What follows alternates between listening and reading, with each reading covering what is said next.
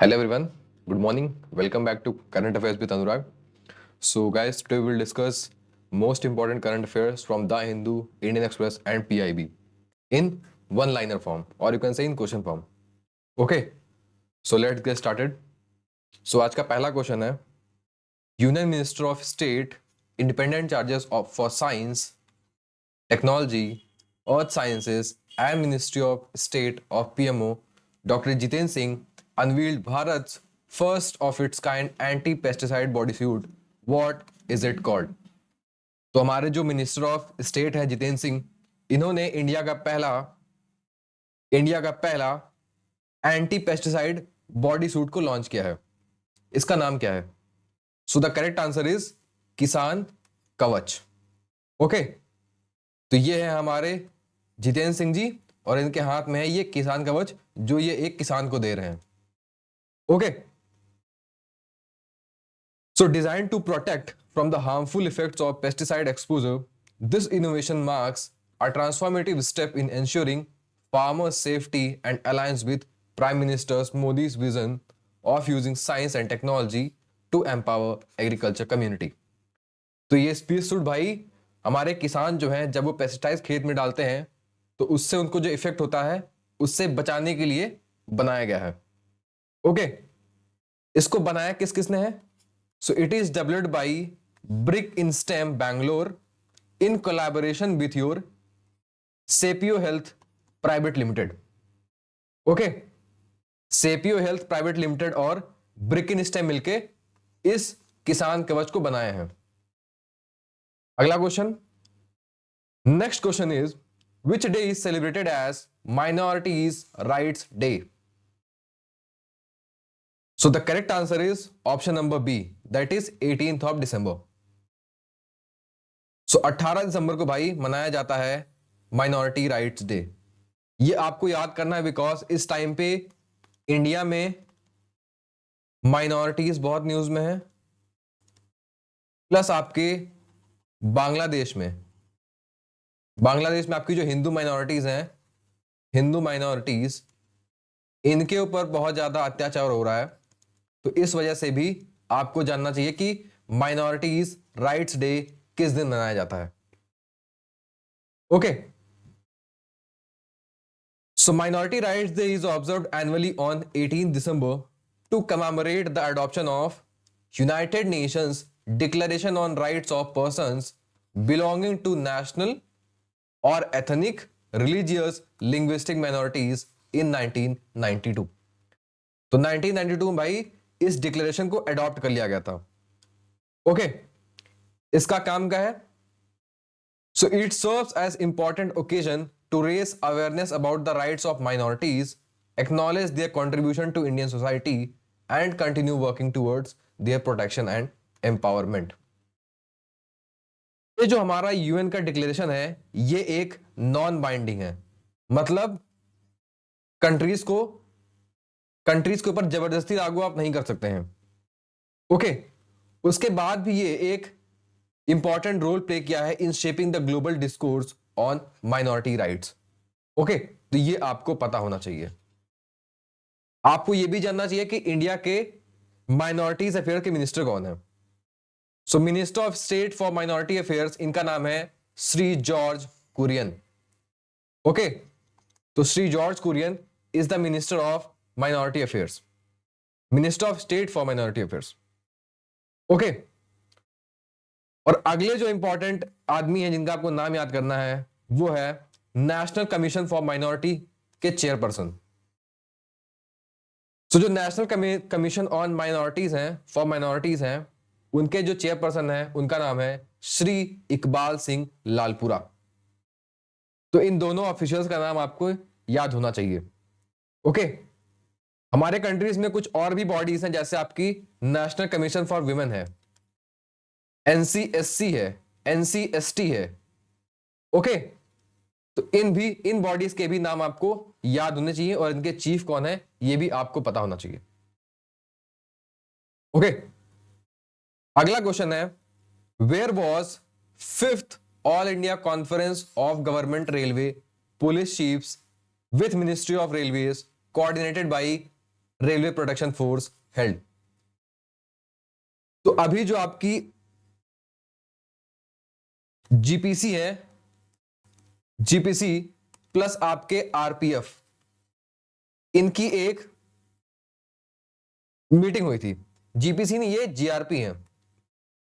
जो जीआरपी होती है, पुलिस होती है, गवर्नमेंट रेलवे पुलिस, और आपकी रेलवे प्रोटेक्शन फोर्स, तो इन दोनों की एक कॉन्फ्रेंस हुई है, 5th कॉन्फ्रेंस हुई है।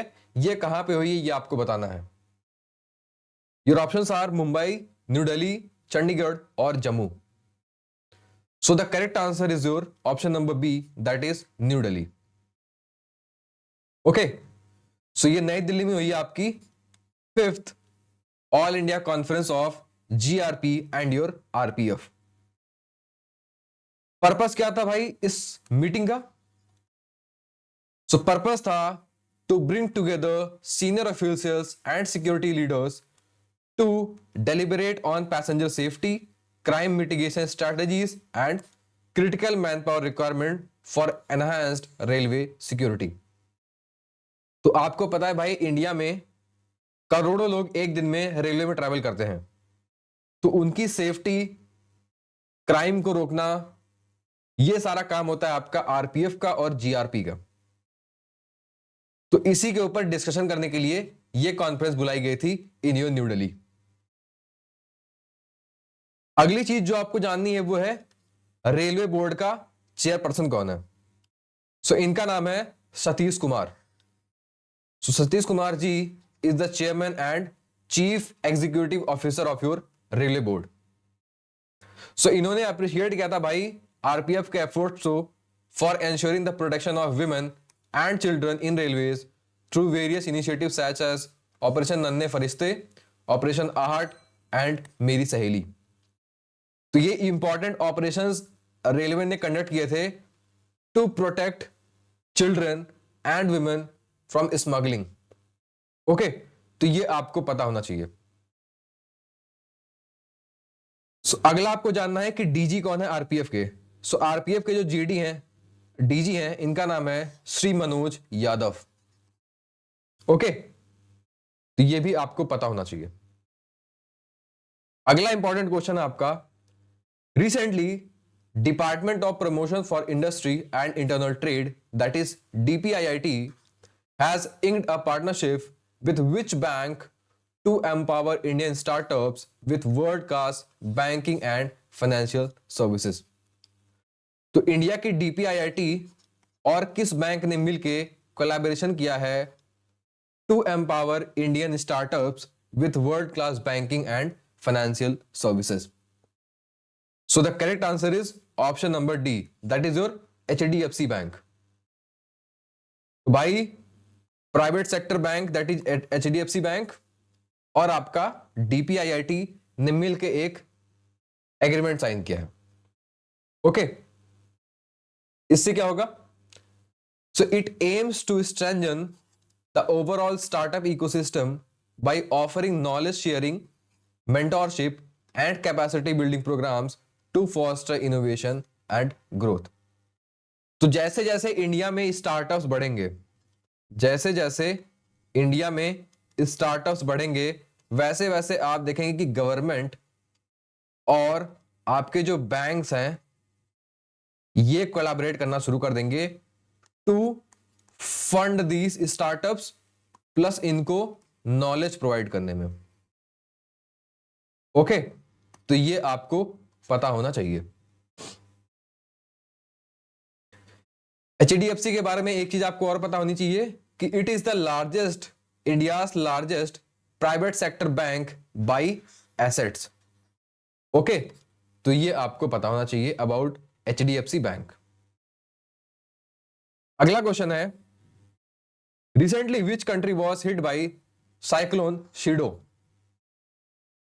तो किस कंट्री को हिट किया भाई ये cyclone Chido? Your options are Italy, France, India और China. So the correct answer is your option number B, that is France. Okay, तो ये साइक्लोन ने भाई हिट किया है फ्रांस को। बट ये मेनलैंड फ्रांस को नहीं हिट किया है, मेनलैंड फ्रांस को ये नहीं हिट किया है। तो ये हिट कहां किया है? सो इसने हिट किया है फ्रांस के एक ओवरसीज टेरिटरी को, फ्रांस के एक ओवरसीज टेरिटरी को इसने हिट किया है। ओके, ये जो ओवरसीज टेरिटरी है इसको बोलते हैं हम मायोटी। ओके, मायोटी बोलते हैं इस ओवरसीज टेरिटरी को, और ये मिलेगा आपको इंडियन ओशन में, ये आपको मिलेगा इंडियन ओशन में। Okay, near your Madagascar, Mozambique के चैनल में आपको ये मिलेगा आपका मायोटी, that is overseas territory of France. Okay, तो ये आपको पता होना चाहिए। मैंने इसकी लोकेशन बताई है आपको, it is located in the northern part of Mozambique Channel in the Indian Ocean off the coast of south eastern Africa between north western Madagascar and north eastern Mozambique. Okay, तो ये location आपको पता होना चाहिए, इस cyclone के बारे में पता होना चाहिए, और ये किस कंट्री में आया है ये भी आपको पता होना चाहिए। अगला क्वेश्चन है, recently passed away environmentalist Tulsi Gowda was awarded Padma Shri Award in which year? So ये है Tulsi Gowda ji, he is prime minister Modi. Recently इनकी डेथ हो गई है तुलसी गौड़ा जी की। तो आपको यह बताना है कि इनको पद्मश्री अवार्ड किस ईयर में मिला था। योर ऑप्शंस आर 2021, 2022, 2023 और 2024. So the correct answer is your option number A, that is year 2021. Okay. So she was an environmentalist who has vast knowledge of plants and herbs, earned him immense respect and admiration. In recognition of her exceptional work, she was honored with the Padma Shri in the year 2001. सो तुलसी गौड़ा जी को 2021 में Padmashri award से नवाजा गया था। इन्होंने अपने life में 30,000 पेड़ों को प्लांट किया है। Okay, 30,000 trees. और इनके पास पेड़ों को लेकर इतनी ज्यादा नॉलेज थी कि इनको जो निक नेम मिला था वो था एनसाइक्लोपीडिया ऑफ फॉरेस्ट। इनको बोलते थे जंगलों की एनसाइक्लोपीडिया, क्योंकि इनके पास इतनी वास्ट नॉलेज थी अबाउट दिस प्लांट्स। ओके, तो ये आपको पता होना चाहिए, ये बहुत ही इंपॉर्टेंट क्वेश्चन है। अगला क्वेश्चन है, recently China launched its first satellite under which project to counter SpaceX Starlink.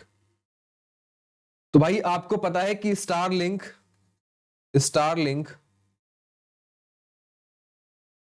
Provide करता है आपका internet all over the world through your satellites. तो इसको काउंटर करने के लिए चाइना ने भी अपना एक अलग से प्रोजेक्ट लॉन्च किया है। इसका आपको नाम बताना है। योर ऑप्शंस आर गुआवांग, गुआओटैंड, स्पेस स्टार्क और नियामचिन। So the correct answer is your option number A, Guowang. Okay, ये चाइना का एक रॉकेट है long march 5B। Okay, so China has launch the first satellite for its Guowang mega constellation, intensifying the race for space based broadband internet services both domestically and internationally. तो China चाहता है कि इसके through वो China में तो internet provide ही करेंगे, जो दूसरे कंट्रीज हैं उनको भी ये सैटेलाइट के थ्रू इंटरनेट प्रोवाइड करेंगे। So a group of satellites lifted abroad aboard a long March 5B rocket coupled with the Yuanzhang to upper stage from South China's Wenchang spaceport। तो जो इसके लॉन्चेस हुए हैं वो हुए आपके वैनचांग स्पेसपोर्ट से। तो गुआवांग के अंडर चाइना कितने सैटेलाइट्स बनाना चाहता है और कितने सैटेलाइट्स स्पेस में भेजना चाहता है? सो ये भेजेंगे भाई टोटल 13,000 सैटेलाइट्स। ओके, 13,000 सैटेलाइट्स भेजेंगे अंडर गुआवांग मेगा कॉन्स्टलेशन। ओके, तो ये आपको पता होना चाहिए। वैसे दुनिया में बहुत कम ही कंपनीज हैं जो आपकी सैटेलाइट, जो आपको डेटा प्रोवाइड करती हैं थ्रू दी सैटेलाइट। पहला है इसमें स्पेस एक्स, दूसरा है इसमें वनवेव। ओके, और इसी में आपका एक न्यूएस्ट मेंबर ऐड हुआ है, और you can say newest player, ये है आपका रिलायंस। रिलायंस भी बहुत जल्द ही आपको इंटरनेट डेटा प्रोवाइड करेगा। ओके, सैटेलाइट ब्रॉडबैंड आपको ये प्रोवाइड करेगा, Reliance, space x, OneWeb. Okay, तो ये आपको पता होना चाहिए। और इसमें चौथा ऐड हुआ आपका गुआवांग। ओके, अगला क्वेश्चन है, which Indian official will visit China to take part in India China special representative talk. So India और चाइना के बीच में भाई एक स्पेशल रिप्रेजेंटेटिव टॉक होने वाली है, तो आपको बताना है कि इसमें इंडिया से कौन से ऑफिशियल जाएंगे। Your options are Anil Chauhan, Shaktikanta Das, Kiren Rijiju और Ajit Doval. So the correct answer is your option number D, that is Ajit Doval. ये इंडिया के एनएसए हैं, that is national security adviser. तो ये गए हैं भाई चाइना, यहां पर ये भाई अपने काउंटर पार्ट मतलब चाइनीज एनएसए से मिलेंगे। उसके बाद ये मिलेंगे चाइना के फॉरेन मिनिस्टर, इनका नाम है वांग Yi. Okay, so NSA will take part in India-China special representative talk to be held on Wednesday, aimed at restoring the bilateral ties stalled for over 4 years due to the military standoff in Eastern Ladakh। तो आपको पता है कि 2020 में India और China के बीच में वॉर हो गई थी, स्मॉल स्केल वॉर थी, बट ये वॉर थी। उसके बाद 2020 से लेके 2024 तक वेरियस लेवल्स पे टॉक्स हुई टू डू डिसएंगेजमेंट। ओके, कि मतलब सीमा से लोग पीछे हट जाएं।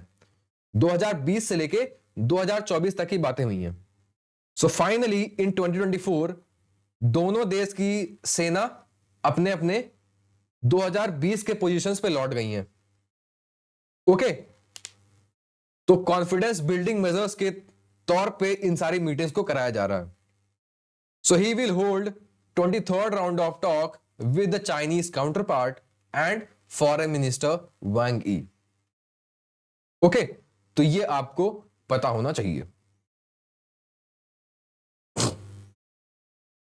अगला है, under whose chairmanship a panel was formed to see the complaints regarding paper leak. Your options are K Radhakrishnan, K Sivan, Shaktikanta Das और Shashi Tharoor. So the correct answer is your K Radhakrishnan. ये है भाई K Radhakrishnan, he is ex ISRO chief. तो इनके chairmanship के under में एक 7 member body बनाई गई थी to see into paper leaks. Okay, जो सीयूईटी के यूजी का जो पेपर लीक हुआ था उसको देखने के लिए यह पैनल बनाया गया था। ओके, तो ये आपको पता होना चाहिए।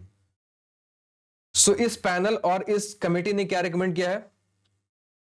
So this committee has recommended restructuring of NTA. तो इन्होंने बोला भाई कि जो आपकी नेशनल टेस्टिंग एजेंसी है दैट इज एनटीए, इसमें आप चेंजेस करिए।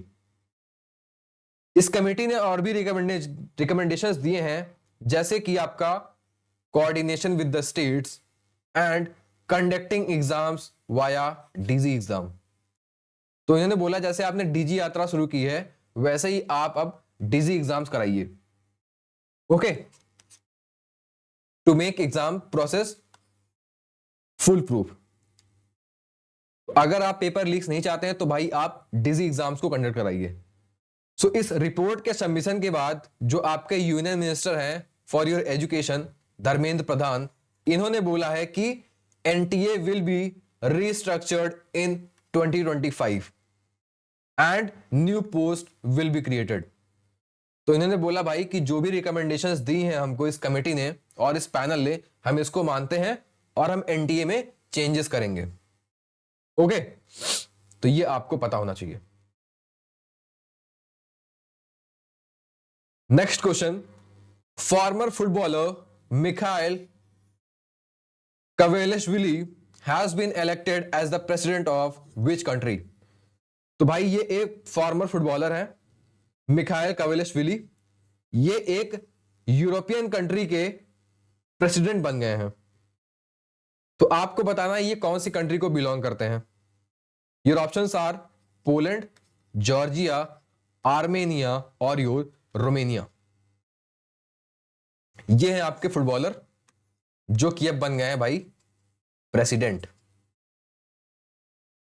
सो the country is your Georgia. तो ये जॉर्जिया देश के भाई बन गए हैं प्रेसिडेंट।